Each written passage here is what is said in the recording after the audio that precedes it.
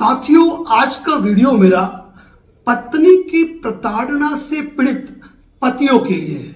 यानी कि ये वीडियो आज की तारीख में जो पोस्ट किया जा रहा है वह एक पति झूठे 498A मुकदमे, घरेलू हिंसा से कैसे बचे और किस तरीके से अपनी चीजों की तैयारी करे कि उसे जो प्रताड़ना उसकी पत्नी ने पहुंचाई है वह खुद ही मजबूर हो जाए अपने केस लेने के लिए।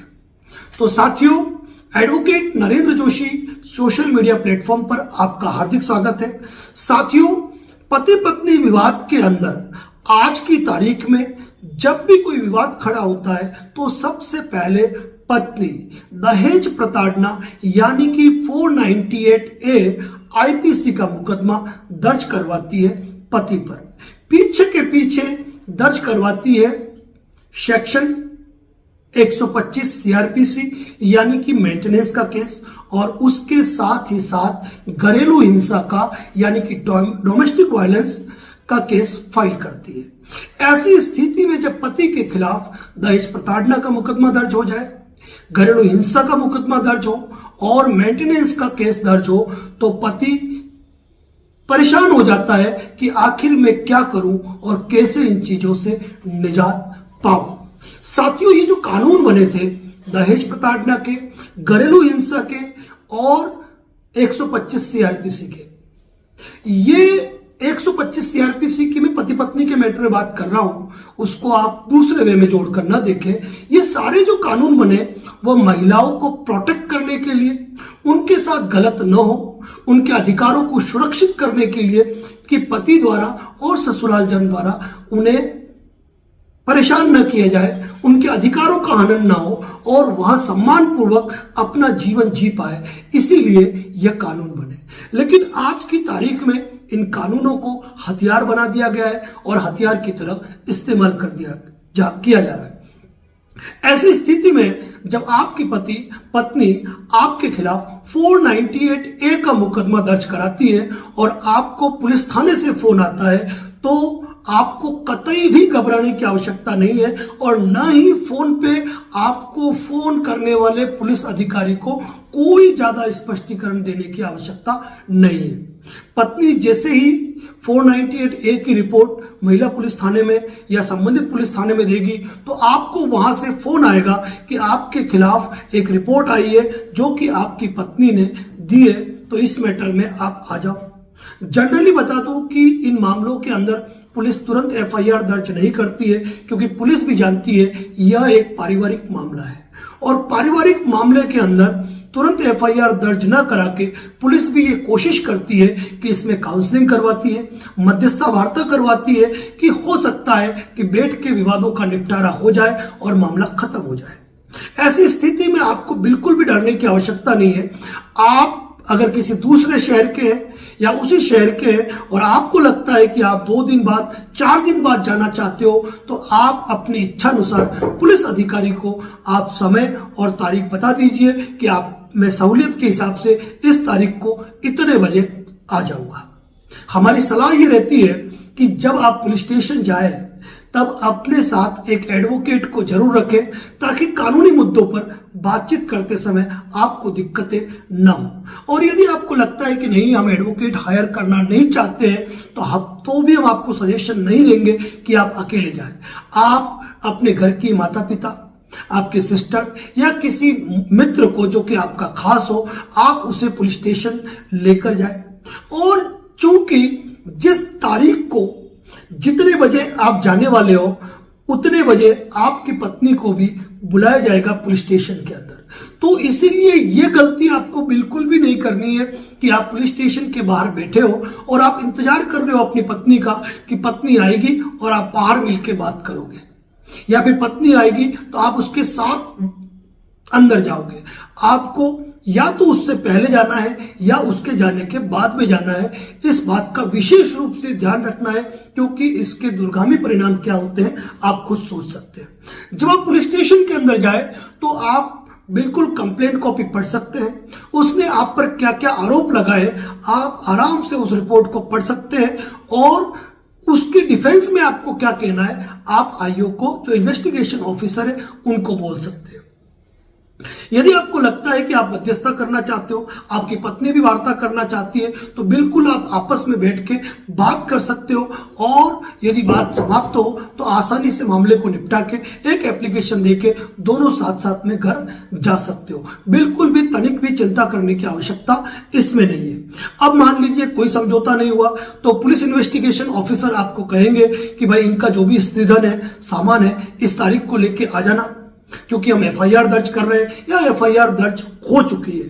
तो ऐसी अवस्था में आपको बता दें कि Arnesh Kumar versus state of Bihar के मामले में सुप्रीम कोर्ट द्वारा क्लियरली गाइडलाइन दी गई है कि 7 वर्ष तक के मामलों के अंदर बिना 41A का नोटिस दिए गिरफ्तार नहीं किया जाएगा, और 498A के मामले में कई हाईकोर्ट और सुप्रीम कोर्ट ने भी इस चीज को अनिवार्य बताया गया है। तो आप बिल्कुल दिमाग में ये डर न लाए कि पुलिस आपको गिरफ्तार कर लेगी।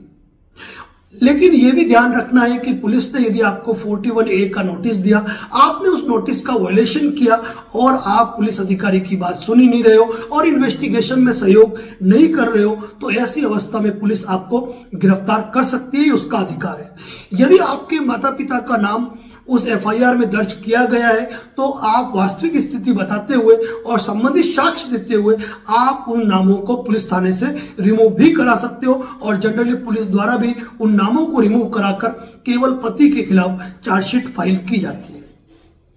अब मान लीजिए कोर्ट में चार्जशीट फाइल हुई, समझौता नहीं हुआ, तो आप इस मामले को यदि जीतना चाहते हैं तो हमारी एक ही सलाह होगी, चाहे घरेलू हिंसा का केस हो, 125 सीआरपीसी का केस हो या 498 दहेज प्रताड़ना का, आप अपने वकील साहब के अनुसार चलिए, क्योंकि आपके वकील साहब कभी भी किसी भी केस को जल्दी निपटाने के चक्कर में कभी नहीं रहेंगे। जो भी आरोपी का वकील होता है वह केस को केवल और केवल लिंगर ऑन करना चाहेगा, लंबा करना चाहेगा, और आप कहते हो कि मैं तो इनोसेंट हूं, मुझे तो आप फटाफट इस मामले को निपटा दो। तो ऐसे मामले के अंदर यदि आप ऐसा करेंगे तो आप अपने पैरों पे कुल्हाड़ी मारेंगे।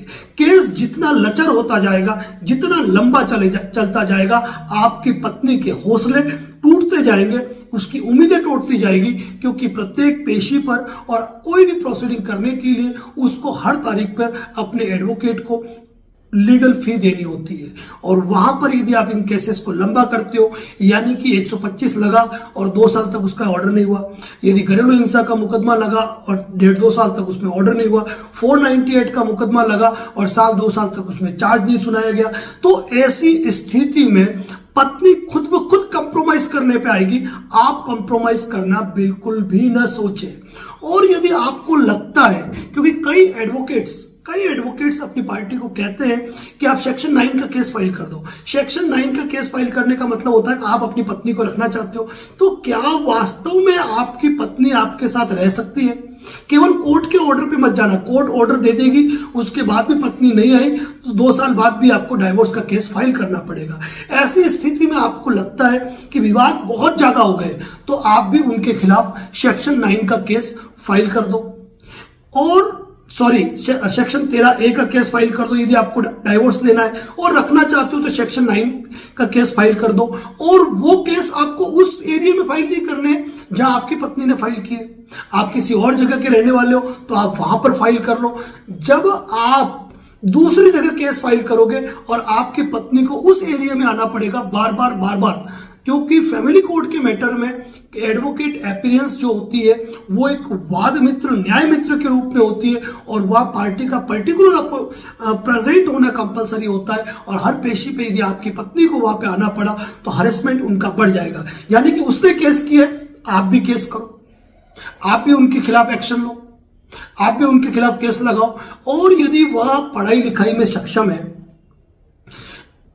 अच्छी पढ़ाई कर चुकी है, कहीं पहले जॉब कर चुके हैं, अभी कहीं जॉब कर रहे हैं, तो इन डॉक्यूमेंट्स को भी आपको इकट्ठा करना चाहिए 125 में, और डीवी के अंदर आप इन चीजों को भी फाइल करो। और बड़े पारदर्शिता के साथ इन केसों को लड़ते हुए आप यदि मामले को आगे बढ़ाते हो साथियों, और यदि उनके खिलाफ भी यदि आप क्रॉस केस फाइल करते हो तो निश्चित रूप से मान के चलना पत्नी के हौसले पस्त होंगे और वह राजीनामा और सुलह पे आ जाएगी। कभी भी पत्नी के सामने गिड़गिड़ाना, उससे निवेदन करना कि तू केस वापस ले ले, ये कर ले, वो कर ले, ये करना आपके हौसले तोड़ना होगा। और दूसरी बात यह है कि यदि बच्चे हैं, वो साथ में रहना ही नहीं चाहती है, वन टाइम सेटलमेंट चाहती है और कोई राशि यदि आप देने में समर्थ है, तो ऐसे मामले में तो मैं यही कहूंगा कि पैसा दो, एक मुश्त कंपनसेशन एक नंबर में दो और सेटलमेंट करके मामले को निपटा लो। लेकिन अगर वो अपनी राशि पे अड़ी हुई है और आपका सामर्थ्य नहीं है तो आपको कोई खेती बाड़ी प्रॉपर्टी बेचने की जरूरत नहीं है। कई एडवोकेट्स अपने क्लाइंट्स को यह सलाह देते हैं कि आप अपने माता पिता से कहो कि वो आपको संपत्ति से बेदखल कर दे। तो मैं आपको एक बात बता दूं, आपके माता पिता की संपत्ति पे आपकी पत्नी का कोई हक नहीं है।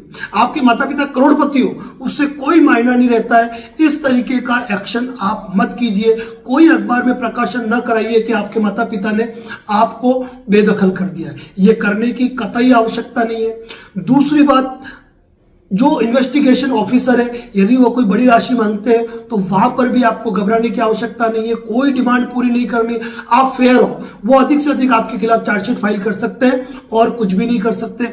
दूसरा ये कहूंगा कि जिस एरिया में आपके खिलाफ केस है, ये नहीं कि आपने दहेज प्रताड़ना के लिए दूसरा वकील किया, घरेलू हिंसा के लिए दूसरा वकील किया और 125 के लिए दूसरा वकील किया, तो ये आपके लिए गलत होगा। जहां तक हो सके एक ही एडवोकेट को हायर करना है और सारी जानकारियां उनको सबूत के साथ देनी है, उनके साथ बैठना है, डिस्कशन करना है कि किस तरीके से इस केस को लड़ा जाएगा।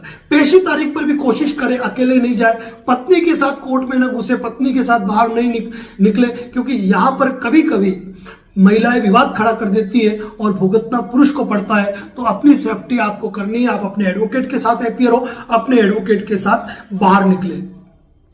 दूसरी बात, यदि कई बार कई एडवोकेट्स कहते हैं कि पत्नी को अपने घर बुला लो, रख लो। जब आपको लग रहा है कि मामला सेटल होने वाला ही नहीं है तो आप पत्नी के खिलाफ भी स्थायी निषेधाज्ञा का केस फाइल करो, सिविल सूट फाइल करो कि वह आपके माता पिता के घर में एंट्री नहीं करे।